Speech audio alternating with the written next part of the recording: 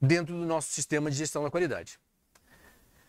A partir daí, nós temos um outro requisito da norma que também é muito mal utilizado, porque as pessoas levam isso para o lado pessoal, que é o tratamento das não conformidades.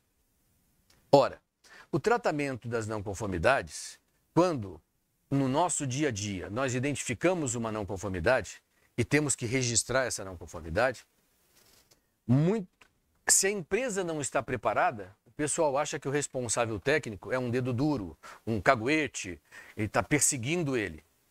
Quando, na verdade, se a empresa tiver um grau de maturidade maior, a gente vai ver que se eu abrir uma não conformidade, eu não abri uma não conformidade para a Mariana, para a Valéria ou para o André, né, para o Diego. Não, eu abri para o processo. Por que esse processo falhou? E essa é a mesma visão que a gente tem na auditoria. Toda vez que você identifica uma não conformidade na auditoria, você não está questionando pessoas, você está questionando o processo. Então nós vamos também mergulhar nisso. Então o tratamento de não conformidade é um outro requisito extremamente importante e pesado no sistema de gestão da qualidade. Agora, ele é complementado por um outro requisito muito importante, que são as ações corretivas. Todas as vezes que eu tenho uma não conformidade, né, numa auditoria, eu sou obrigado a abrir uma ação corretiva imediatamente. Mas as minhas não conformidades no recebimento, ao longo do processo, na expedição, que seria recebimento, processo e final, e as minhas não conformidades administrativas, né, são não conformidades que, se eu tenho uma não conformidade no recebimento, eu vou bloquear esse medicamento, colocar ele na área de quarentena e definir uma disposição ou ação imediata. Então vamos supor que a minha disposição seja, vamos devolver o produto que chegou com a temperatura fora do estabelecido. Essa é a minha disposição, uma ação imediata.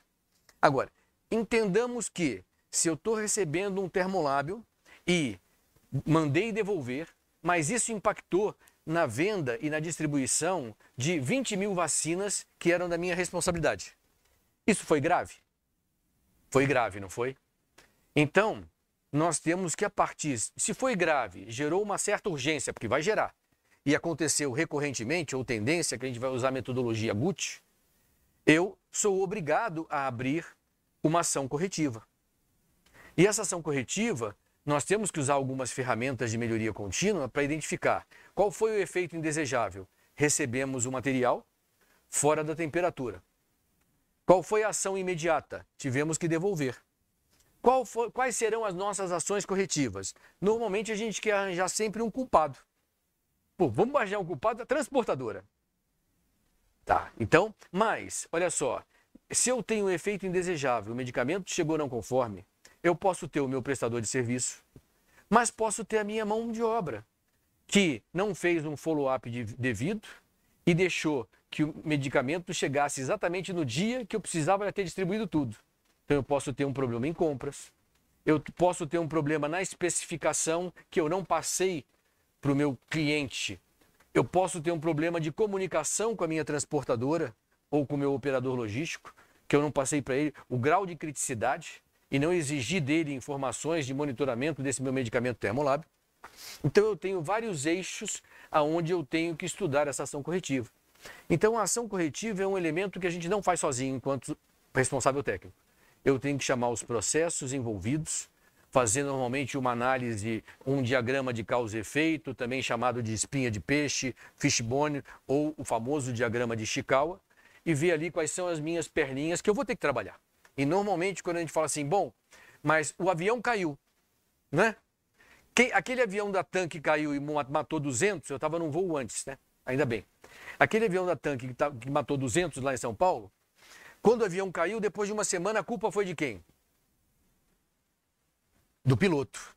Mas o piloto tinha 50 mil horas de voo. O piloto era um cara com 20 anos de experiência. Será que o piloto foi o culpado mesmo? Então, o efeito indesejável, né? O piloto derrubou o avião. Mas se você for ver a história, esse avião parou em Curitiba. E o piloto disse, o avião está com um problema mecânico.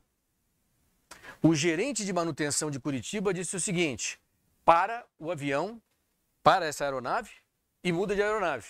O diretor de operações logísticas da TAM disse o seguinte, vai quebrar a malha. vai quebrar a malha e vai atrasar todos os voos.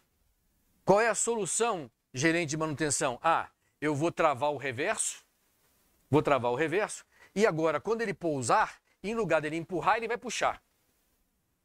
Só isso, simples demais. Aí o cara levanta voo.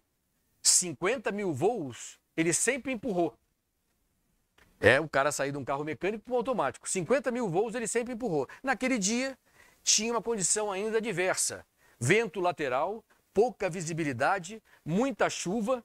Na hora que o avião bateu, ele puxou ou empurrou? Ele empurrou.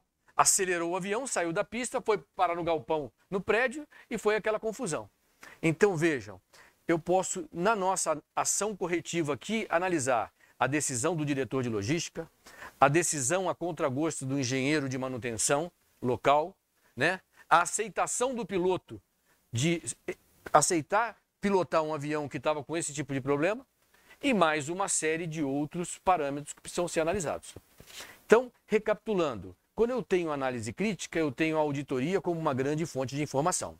Eu tenho o tratamento de não conformidade que pode ou não disparar uma ação corretiva. Na grande maioria, a proporção para cada 10 não conformidades, você abre uma ação corretiva, diferente das não conformidades de auditoria. Depois eu tenho o controle de mudanças. Eu não posso sair mudando o meu sistema de gestão aleatoriamente porque eu acho bonitinho, sem levar em consideração o impacto dessa mudança em todos os outros processos.